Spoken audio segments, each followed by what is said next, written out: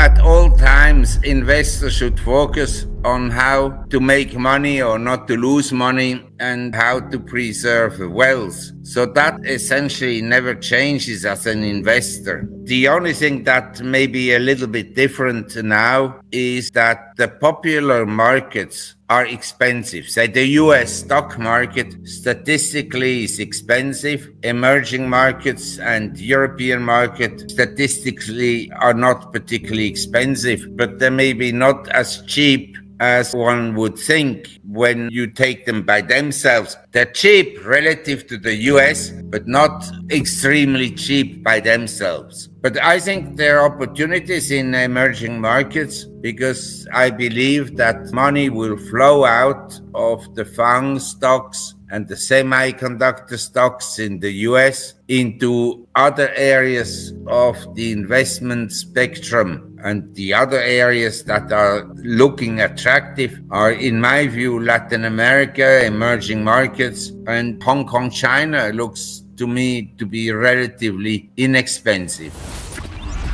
No, actually, foreign capital is still flowing into the US, into the bonds and into US dollars and so forth. By definition, because of the trade and current account deficit, foreign money will always flow into the US. But a sign that less enthusiasm exists is evident from the weakness of the US dollar. I mean, if you look at the market action of the dollar against the euro, against the yen, and especially against precious metals, since Mr. Trump was elected, I have to say that the market doesn't have much confidence in Mr. Trump's economic prowess. I think the market is highly skeptical of his economic policies. The greatest gift for precious metals from God was the election of Donald Trump, a man who is completely ignorant of economic facts and by nature a man who doesn't believe in repaying debts, whose companies mostly have gone bankrupt and who essentially had to reschedule debts or didn't pay debts. In my view, a man like this is a gift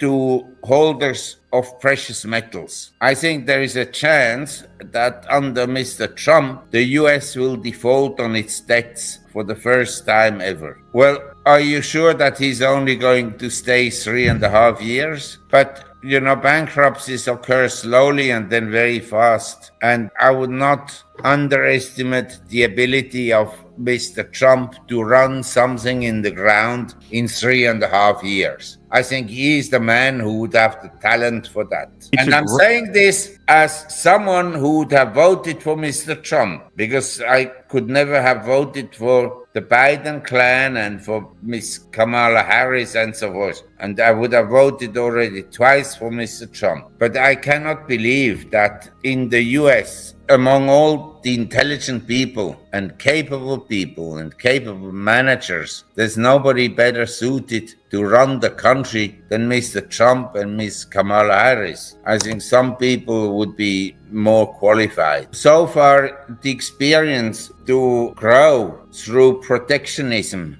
hasn't been favorable. My sense is that the opportunity for growth would be elsewhere. I think the fact that the US and other Western countries could buy goods at a very low price from China after the opening of China at the end of the 70s. The open door policy began in 78. But the fact that thereafter China industrialized and could supply the world with cheap goods, I think was for global growth very favorable. I want to emphasize that. Contrary to what Mr. Trump and his ignorant protectionist advisors would suggest. How do you want the US to become rich if they want to produce shoes at home?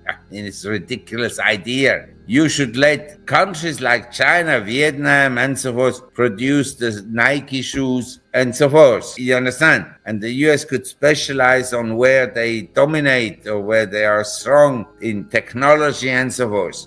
A tariff is a tax that hurts the lower classes of societies more than the rich people. Because the rich people, their principal expenses are their motor yachts and their private planes and so forth. They are all registered in foreign companies. And so they don't pay any value-added tax or sales tax. Well, if you look at weapon sales in the world, the US is by far number one. So if someone tells me that the US can't manufacture the weapons they need in a war, I would think that it's incorrect. But it is clear that, say, the South Koreans can manufacture a uniform at a lower cost than the US. But if you and Mr. Trump and all these protectionists think that the US will become rich by producing uniforms in the US for war, instead of buying them cheaply in South Korea, China, and Vietnam, you're dreaming. Deficit or the expenditures of the Defense Department will go up substantially if you make it all in the US. The logic by the protectionists is, for me, incredibly naive. The fact is that in modern manufacturing, labor has diminished because of the automation and the robots and so forth. So you have now factories in China, whereas maybe 10 years ago they employed 3,000 people. Now they employ maybe 200 or 300. It's all robots.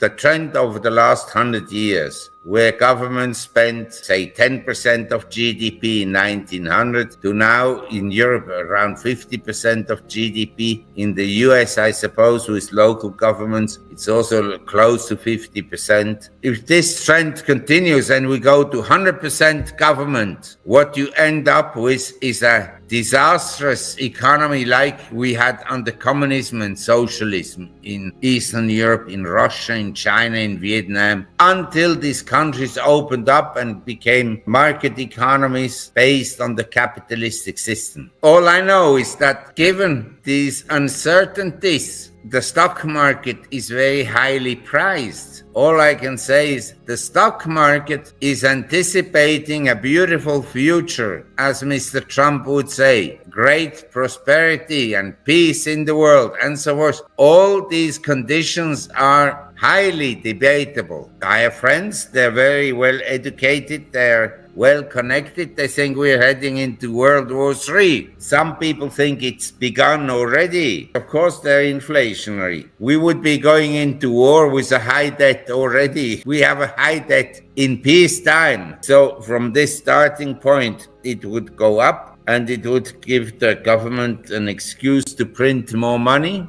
And for Trump to stay as a president, the US doesn't need to have an election in war times. I wrote a report, the Trump Top, and I argued maybe the market in the US will not go down in dollar terms, but it can go down in terms of gold and silver and platinum, and it can go down against foreign currencies. As of today, in euro terms, the market is down from the high around 15%. And in gold, of course, much more. But as you say, if you print money domestically, the market may not go down. It may stay at this level or even go up. But if you print too much money, what will happen is the dollar weakens against foreign currencies, but it's not sure because they can also print money. But for sure, it will weaken against precious metals.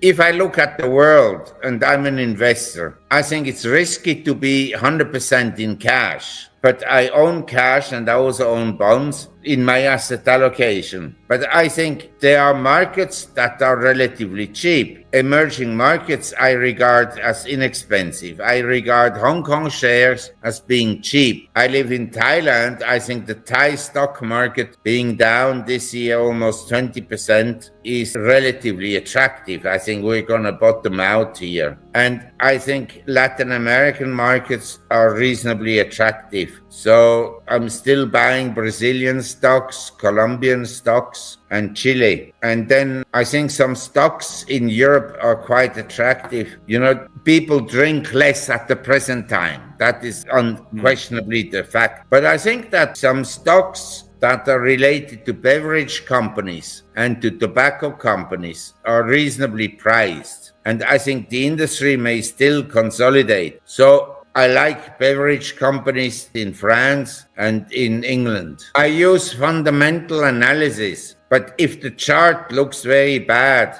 I wouldn't buy the stock. Ideally, you have very bad fundamentals. Is a precondition for the stock to be cheap. If the conditions are good, the stock is not going to be cheap. So the ideal condition is a bad fundamental condition that is likely to improve. And ideally, it coincides with a chart that is improving, because the chart is the market. The chart will show you ahead of the media and ahead of the analysts, most of whom are sleeping. So I want to have the potential of improving fundamentals, a stock that is depressed, and the technical picture after going down a lot and having ideally a base building period of several years and the breakout move. That is, for me, the ideal condition. But in general, if you ask me, what do you like? Fundamental analysis of technical? I use both.